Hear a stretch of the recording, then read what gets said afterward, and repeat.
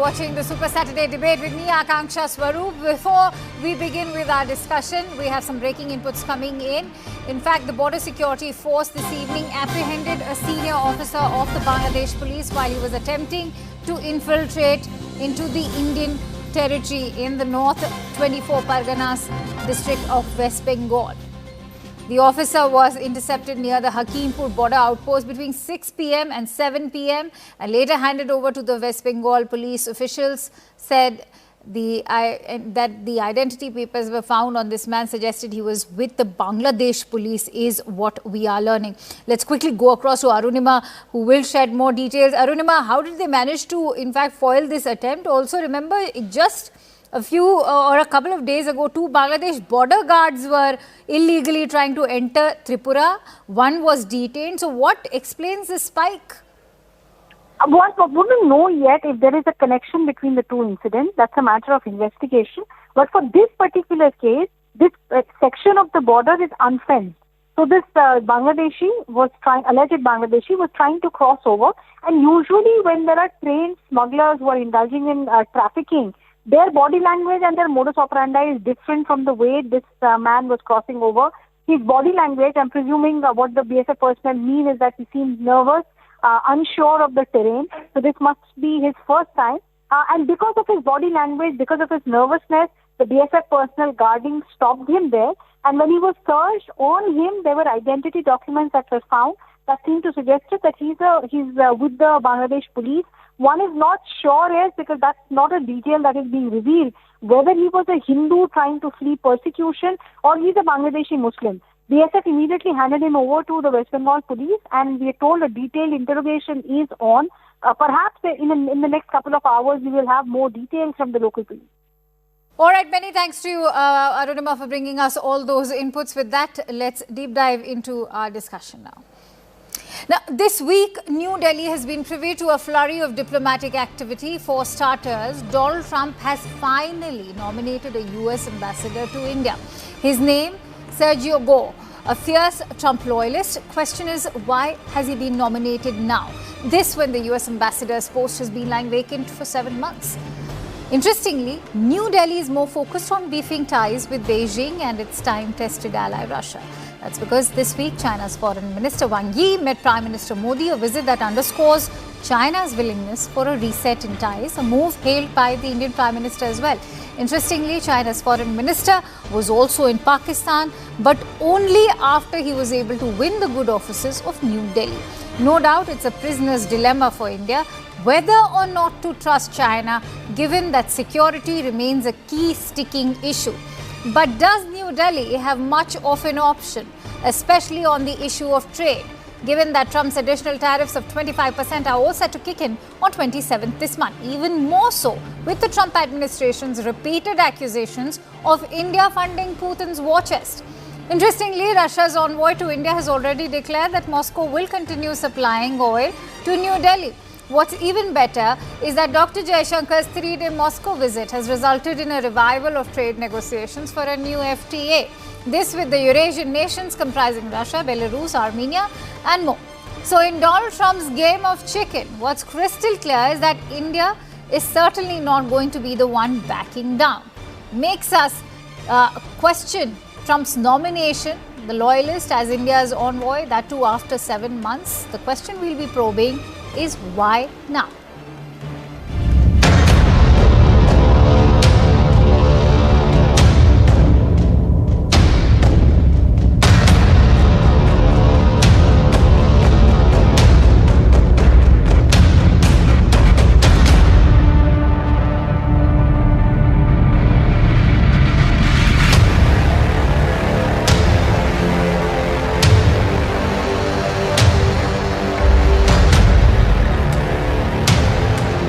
Where actually the Americans said for the last few years that we should do everything to stabilize the world energy markets, including buying oil from Russia.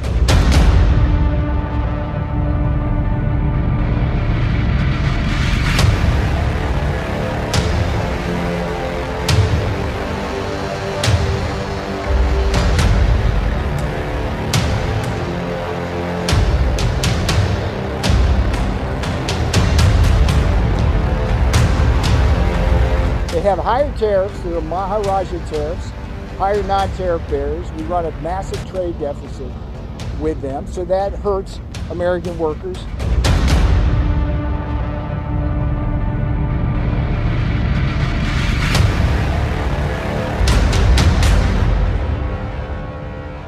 On that note, let me introduce our esteemed panelists today. I'm joined by Professor Brahma Chalani, who's a strategic affairs expert, Mr. Sushant Sareen, who's a senior fellow at the ORF, Raymond Vickery, who is an author and advisor on US-India relations and a former US Assistant Secretary of Commerce and Trade Development, Mr. Andrew K.P. Lung, who's a China strategist. Many thanks to you, gentlemen, for joining in.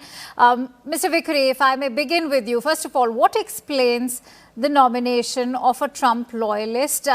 No guesses there. But the timing is very interesting, and also when India has been labelled as a partnership which is a global strategic partnership, a strategic ally to Washington, why was this post even left vacant for 7 months? Well, thanks very much for having me. I think you've put your finger right on it. Unfortunately, this appointment shows that President Trump and the Trump administration do not value India rightfully as one of the great leaders in the international sphere. The business of hyphenating the ambassadorship for Gore, whose real name or his original name was Gorkovsky from Uzbekistan, is unfortunate. It seems to be a step back to the time of hyphenation between Pakistan, India, South Asia. More than that, what we have in Mr. Gore is evidently a yes man, a person who in some circles would be considered a political hack because his entire career has been to try to rise within MAGA and the Trump world. It's very unfortunate. You contrast this with what happened in the first Trump administration with Ambassador Ken Juster, who had a lot of experience and was able. This is a very crucial time in U.S.-India relationship. These are the two great democracies in the world, two largest democracies. And obviously there are tremendous problems in regard to the tariffs, which may prove to be illegal under U.S. law eventually anyhow. What happens with Russia, the whole question of Ukraine, China. And to have this appointment, all you can say for it is that, yes, he's a yes man for President Trump, so he's going to be another channel for more of the same from President Trump. A yes man who's also going to be doubling up roles. And Professor Chalani, I want to bring you up on that note, because you've said that this is going to be diluting the role of the US ambassador to India, and that is a move which will also reduce India to just being a South Asian player rather than a global power. Why do you say so? Well, it's a throwback to the Cold War era that bracketed India with Pakistan. And what's unusual is that Gore will hold the dual title of Special Envoy. Now, there are two elements that stand out. First, the Trump administration already has named an Assistant Secretary for South and Central Asia, Dr. Paul Kapoor, who has been awaiting Senate confirmation for quite some time. Gore's appointment will undercut Paul Kapoor's role. After all, an Assistant Secretary is equivalent only to a Joint Secretary in India. And Gore, as Special Envoy, will rank above Paul Kapoor. Second, and more importantly, is U.S. Special Envoy traditionally has played an activist role, just the way today Steve Witkoff is playing an activist role on behalf of the president. But just like Steve Witkoff, Gore has no background in diplomacy, nor does he have expertise in South or Central Asia. And yet, as Special Envoy, he is supposed to play an activist role.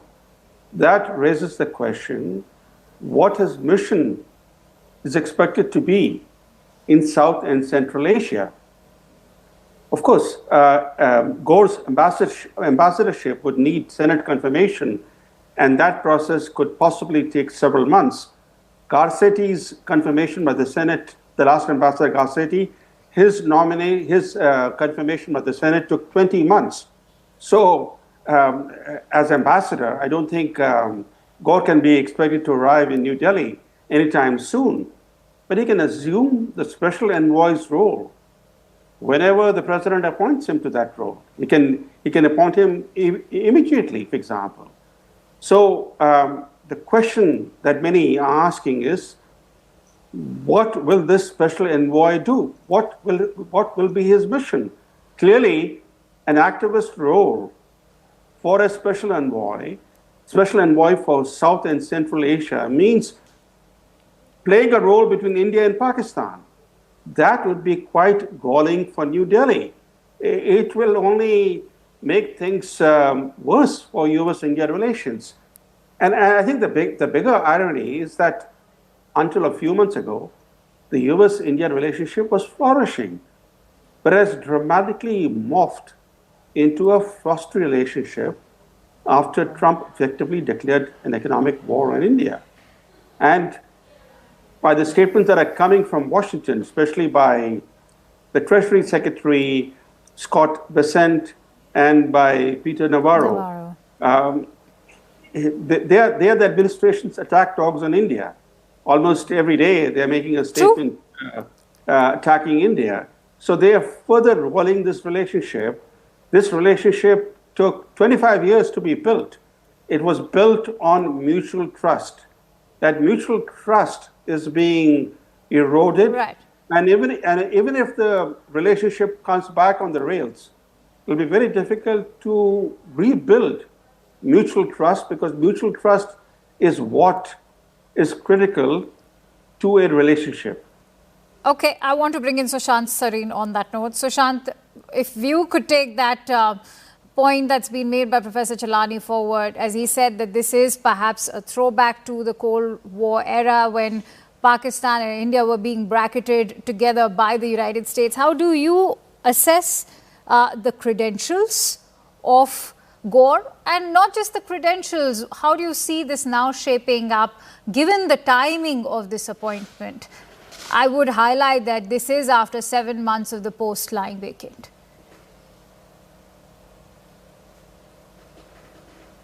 Sushant, if you can unmute yourself.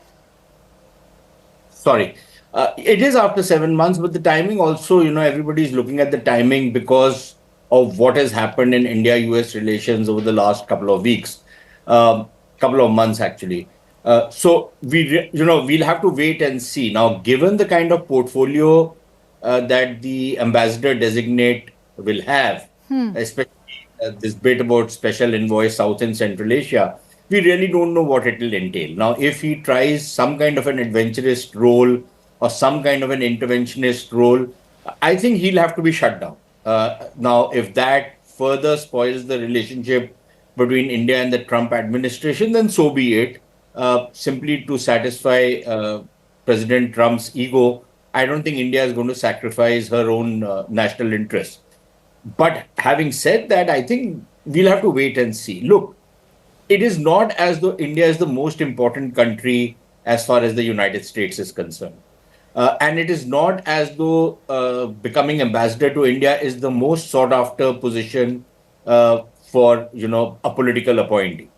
The fact that Trump appoints one of his closest associates, cronies, give him whatever name you want to give it, to India means that there has to be something much bigger at play than simply rewarding a loyalist with an ambassadorial position. True.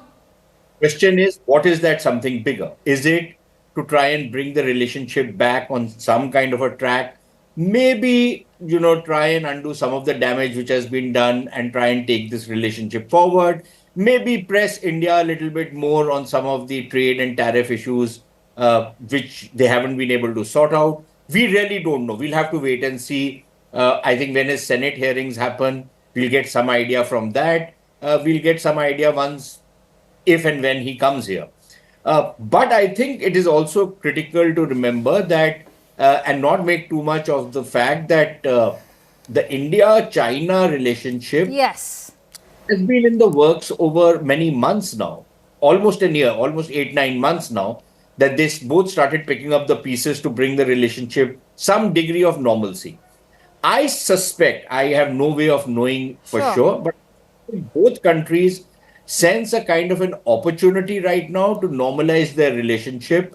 Whether they can solve some of the big problems bedeviling the relationship, I don't know. I can't say. Okay. But I an opportunity that India and China can normalize their relationship and reduce the tensions along the borders.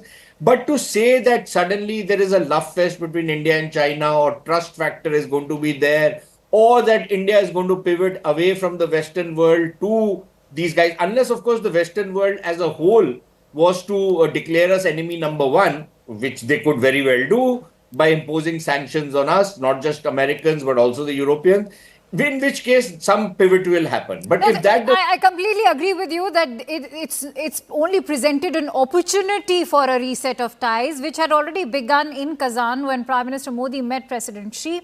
And that's why I want to bring in Andrew KP Lung as well on that note.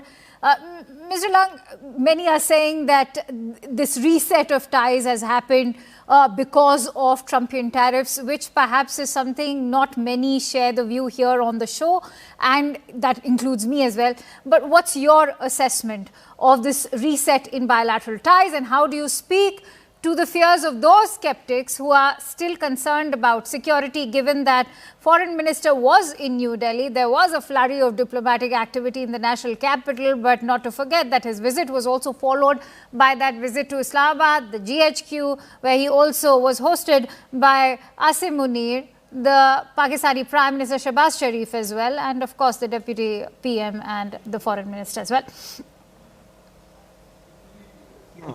Forget about appointed personalities and the smoke and mirrors of the narratives.